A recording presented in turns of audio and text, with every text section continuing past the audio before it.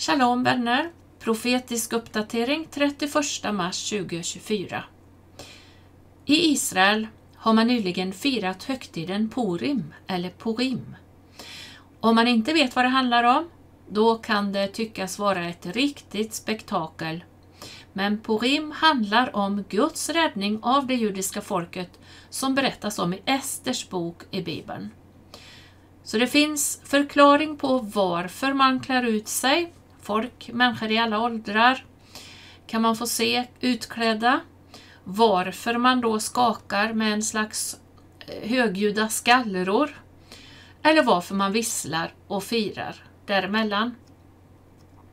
Den onde mannen Haman, eller Haman på svenska då, påminner om nutida terrororganisationen Hamas. Haman och Hamas. Som precis som Haman vill utrota och döda alla judar. Därför är högtiden kanske lite extra viktig i år för det judiska folket.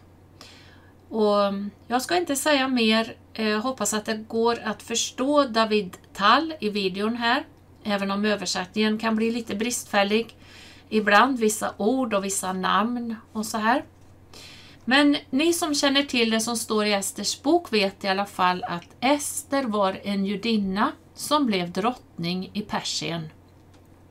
Hennes fosterfar Mordechai vägrade att falla ner i tillbedjan för Haman, eller Haman, eftersom Mordechai enbart tillbad Israels Gud och aldrig skulle falla ner inför en människa.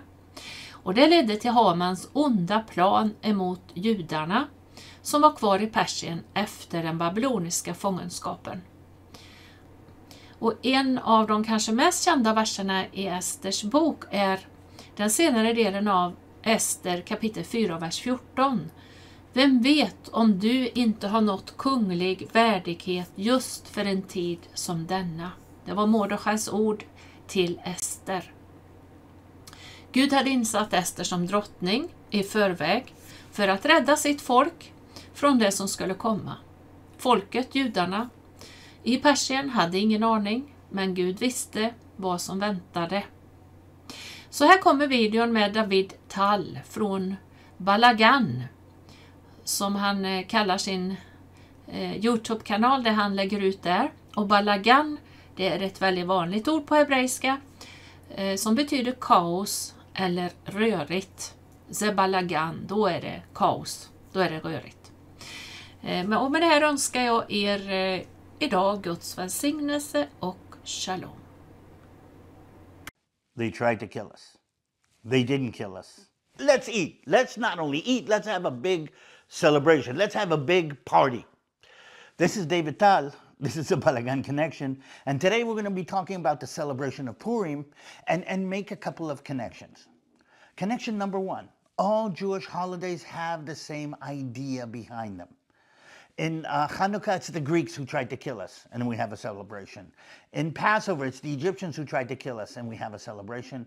This time, it's the Persians, and we have a big, big celebration, a big Balagan party. But the other word for Persian is Iranian, and we'll connect Persia, Iran. But I think the most important connection that we're going to make today, is how God uses all kinds of different mechanisms, be it political, be it even the beauty of a beautiful woman, in order to achieve his goals, even if he's not even mentioned in the whole story. And that's going to be the Balagan Connection today, so stay with us. And we're going to go a little bit into Purim, which is a big celebration. And what Jews do for the celebration of Purim is they sit down in the evening and they read the 10 chapters of the book of Esther. I do suggest strongly that you go back to the book of Esther and read the book of Esther in this period, because it'll connect you to what's going on. We read it with a lot of fun, and we read it with a lot of how do you say, balagan. Every time the good guys are mentioned, we whistle and we celebrate. Every time the bad guys mention, we make noise and we say, you know, bad things about them. And it's a big kind of celebration to tell the story of God saving his people, in this case, in the story of Esther that takes place in Persia. Let's go back in a little bit. I want to run out and kind of make a couple of connections to the main stories and the main people in the story. The first person that we're going to talk about is what we call King Ahasuerus, the emperor of the Persian Empire. You know him as Xerxes. And anybody who's seen the movie 300 knows that this guy, Xerxes, okay, this scary kind of pierced guy, okay, that goes into the movie 300, he's the one who has actually married to Queen Esther in this whole story. Weird guy, drunk, wacko, and again, probably not a very moral person, and fascinating that he becomes part of this story. Then we have the bad guy. The bad guy in Hebrew is called Haman, okay? You would call him Haman, and he is actually spelled Haman. And if I take this N, turn it around, and flip it, it turns into an S. And I can't help but make the connection that the bad guy in the book of Esther, Haman, is also the bad guy today on the ground, and that is an organization called Hamas. Actually, there's no really relevant connection, but I just like, the graphic part of that. But anyway, Haman decides that he doesn't like the Jewish people. They're different, they have different ideas, and he decides to get against them, and he puts together a plot which basically says that because the Jews do not revere him and do not respect him the way he wants to, he's not only going to kill Mordecai, who is the main player in this story, but he's going to kill all of the Jews. And Haman kind of puts together this multinational plot. He manages to convince the king to do this, and it all centers around the good guy in the story is a guy named Mordecai, who is a Jew, who is a player in the political arena, and he saves King Xerxes' life, Ahasuerus' life, okay, but doesn't receive any credit for it, but is still a loyal person in the kingdom, but is not accepted like that, and Haman decides to try to kill him, and he becomes the main center for the plot. The only thing that God has put in place, though, is Mordecai has a niece, we understand, I guess, whose parents have died, and he takes her under his wing. And when the crazy king has a beauty pageant and he wants a new queen, Esther, who is the good girl in all of this, becomes a new queen because of her amazing beauty, and actually is put in a place to play a role in this story. Esther is the ultimate girl boss. I mean, this whole story is about, feminism and women taking control over the situation. And she uses everything. She uses her beauty. She uses her place in the political system. And more than anything, she uses her faith in God. And when she realizes that her people are on the line, and again, we're going to go back and connect all of this, okay, she actually puts her own life on the line. She approaches the king, which could have been a death sentence, and through God's provision, the king holds out his scepter and accepts her and allows her to convince him to thwart the plot to kill all of the Jews in the kingdom. So that's the basics of the story. But I can't help make Balagan connections to all of this. First thing is Persia, Iran, same kingdom, decide that they want to wipe the Jews off the planet. And just like Haman is actually plotting to do this, Persia is doing this again today, trying to wipe the Jews off the planet.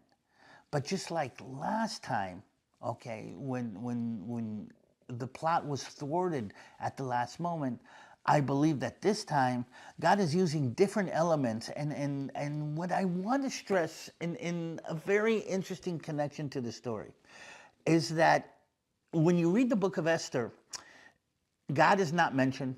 There's not these supernatural events that God uses to save his people. He doesn't part the sea, he doesn't bring down lightning.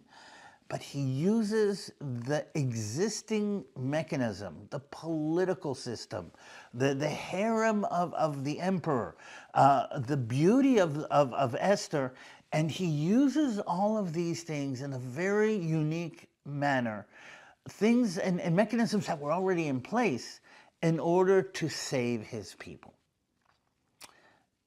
I think it's fascinating. I mean, we've got stories about, all the supernatural events.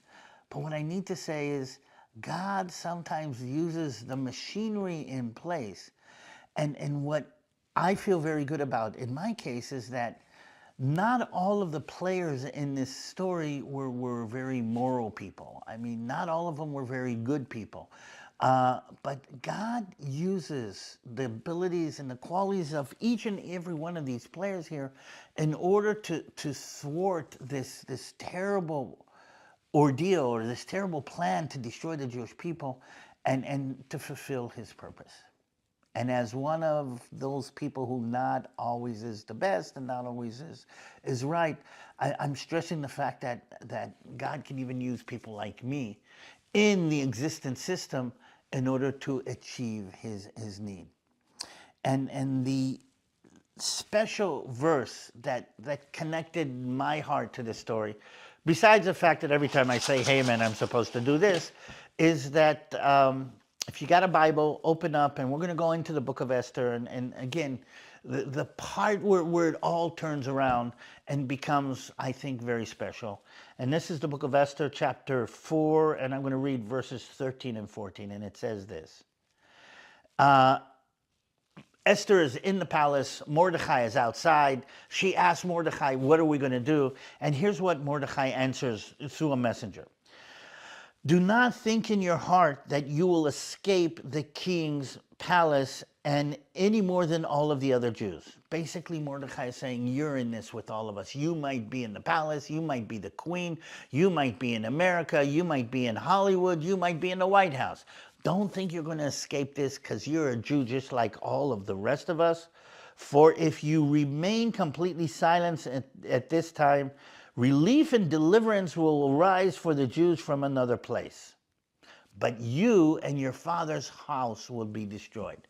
What Mordecai is saying is, if you don't step up to the plate here, somebody else will. But you will pay the price.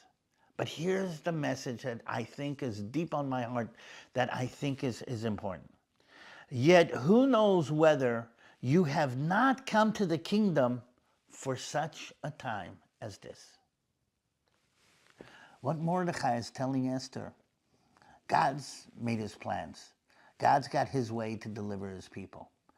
But you've been placed in your place, in this place of power, in this place of ability to make a difference. You've been put in this place for such a time as this. And for all of us, and for me especially, I'm saying, I guess I'm here for such a time as this. I guess you are where you are for such a time as this. All you need to do is say, God, use me. Take me. Take my abilities, take my qualities. Not all of them are good. Use whatever you need in order to achieve your plan. And I think more than anything, that's the story of the book of Esther. That's the story that we wanted to connect here tonight.